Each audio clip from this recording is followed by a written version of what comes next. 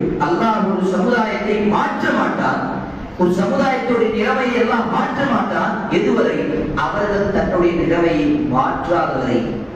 நாம் நம்மளுடைய நிலைமை மாற்ற வேண்டும். ஒவ்வொரு காலகட்டத்திலும் நம்மளுடைய மாற்றங்கள் வர வேண்டும்.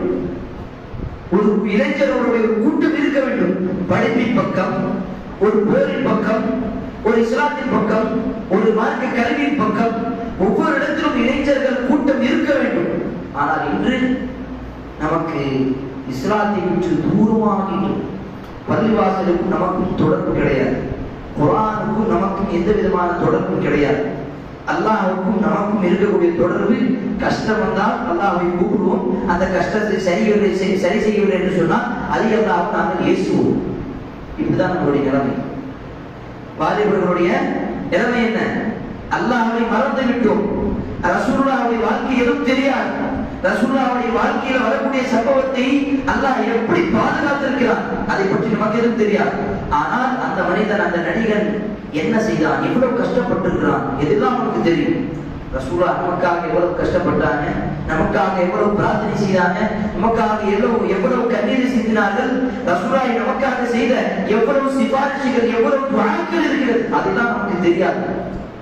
ஆனால் ஏதோ ஒரு இடத்தில் இந்த உலகத்தில் வாழ்ந்து கொண்டு நடிக்கக்கூடிய ஒரு நடிகருக்கு நாம் செய்யக்கூடிய கண்ணியமும் மரியாதை எப்படி தெரியுமா?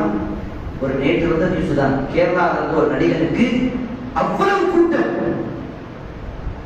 அதே ஒரு இன்று காலகட்டத்தில் ஒரு மார்க்க அறிஞர், ஒரு ஆலிமாக இருக்கக்கூடிய ஒரு ஆலிம், ஒரு மார்க்க அறிஞர், இந்த உலகத்தில் இருக்கக்கூடிய மிகப்பெரிய ஒரு மார்க்க அறிஞரை இந்த உலகத்தில் நாங்கள் கொண்டு வந்தால் நம்முடைய பள்ளிவாசலில் பாதி பேர் யாருக்கு தெரியாம ஏற்றிச்சு போயிடுவாங்க. இப்படிதான் நம்மளுடைய நிலைமை.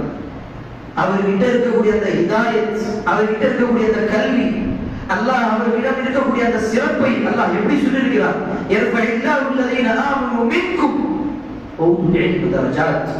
உங்களில் ஈமான் கொண்டவர்களும் உங்களில் கல்வி உள்ள அந்த மார்க்க அறிஞர்களுடைய அந்தஸ்தை அல்லாஹ் இம்மையும் நாள் வறுமையும் உயர்ந்திருக்கிறான் அல்லாஹ் சொல்லியிருக்கிறான்.